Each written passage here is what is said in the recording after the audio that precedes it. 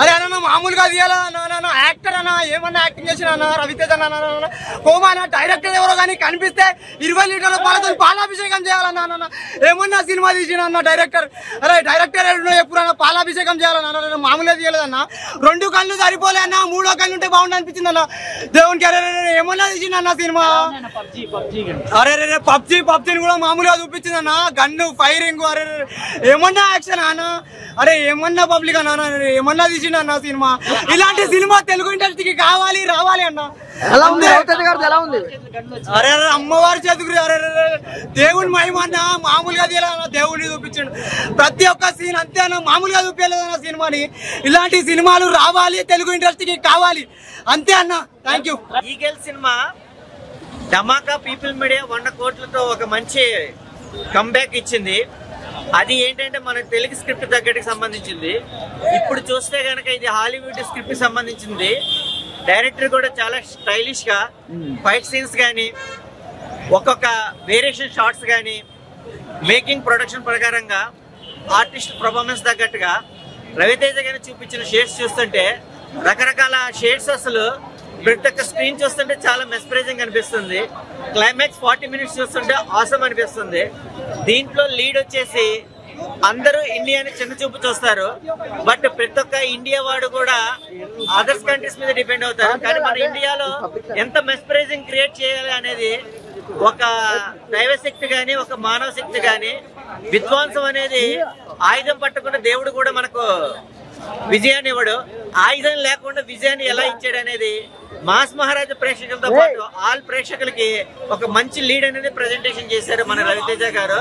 ఇలాంటి సినిమాలు చాలా మోటివేషన్ ఉంటుంది, బట్ ఆర్మ్స్ ప్రకారంగా చూస్తుంటే కనుక దీని పాజిటివ్ ప్రెజెంటేషన్ అనేది స్క్రీన్ మీద చూస్తేనే ఆడియన్స్ ఒక మంచి బజ్ వస్తుంది. All the best movie team, all the best Raviteja. ఇప్పుడే ఈగల్ సినిమా చూసాను. ఈగల్ సినిమా చూడగానే నాకు ఒక KGF పని చేయలేదు, దాంతోపాటు ఒక సలార్ కూడా పని చేయలేదు భయ్య. అన్ని విధాలుగా దూసుకెళ్ళిపోయిన సినిమా ఈగల్. ఆ ఎలివేషన్స్ గానీ, ఆ స్క్రీన్ ప్లే గానీ, ఆ డైరెక్షన్ గానీ, ఆ డైలాగ్స్ గానీ, మాస్ మహారాజా ఆయన కెరియర్ లో అప్పట్లో యూడియట్ చూసుకున్నాం, దాని తర్వాత ఎన్నెన్నో సినిమాలు చూసుకున్నాం, విక్రమార్కుడు చూసుకున్నాం. వాటన్నిటికి మించిపోయి యాక్షన్ మూవీ ఏంటంటే ఖచ్చితంగా ఈగలని చెప్పొచ్చు. మామూలు చిత కొట్టారు కాదు భయ్య, రవితేజ గారు నిజంగా చిత కొట్టారు. ఒక మంచి ఎంటర్టైన్మెంట్. ఇటువంటి సినిమాని ఎవరో మిస్ అవ్వద్దు. సో మనం పార్ట్ 1 అనుకుంటే మళ్ళీ పార్ట్ 2 కూడా ఉంది. చాలా ట్విస్టుల మీద ట్విస్టులు, కథ గానీ, స్క్రీన్ ప్లే గానీ, డైలాగ్స్ గానీ, ప్రతి ఎవ్రీ సింగిల్ ఫ్రేమ్ కూడా ఇరగదీస్తాడు భయ్య. ఏం చెప్పమంటున్నా, రవితేజ గారి గెటప్ గానీ, ఆ స్టోరీ సెలక్షన్ గానీ, ఇప్పుడు దాకా రవితేజ గారిని ఈ లుక్ లో అయితే చూడలేదు. నేను ఎప్పటి నుంచో చెప్తున్నా, ట్రైలర్ రిలీజ్ అయినప్పటి నుంచి నిజంగా సినిమా అయితే గూస్ బంప్స్ అనమాట. ఆ ఇచ్చిన ఎలివేషన్స్ అయితే నిజంగా KGF సల్లార్ కూడా సరిపోతున్నా.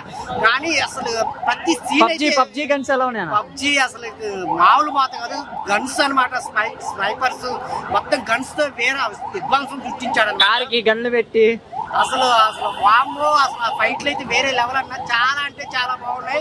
అసలు మీరు ఇప్పుడు రవితేజ కెరీర్ లో ఇంత బ్లాక్ బాస్టర్ గన్స్ తో ఫైట్లు కానీ చూసుండ్రు.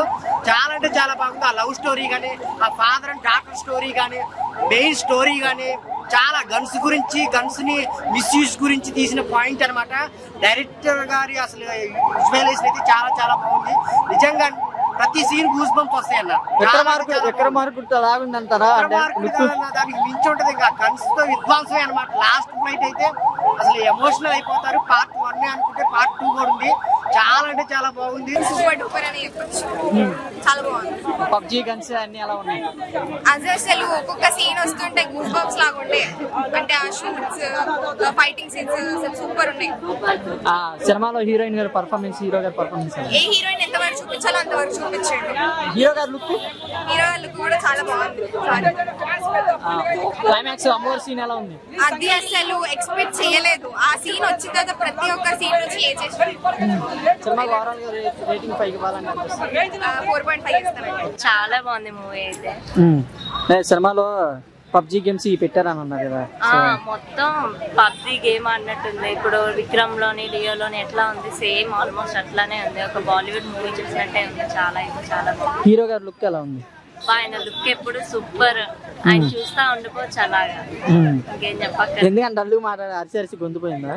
అంటే మరి లోపల నాకు ముందే సినిమా చూస్తే మామూలుగా ఆగదనమాట. అరుస్తూనే ఉంటా, ప్రతి సీన్ కి అరుస్తూనే ఉన్నా, గుండు నిజంగా పోయింది.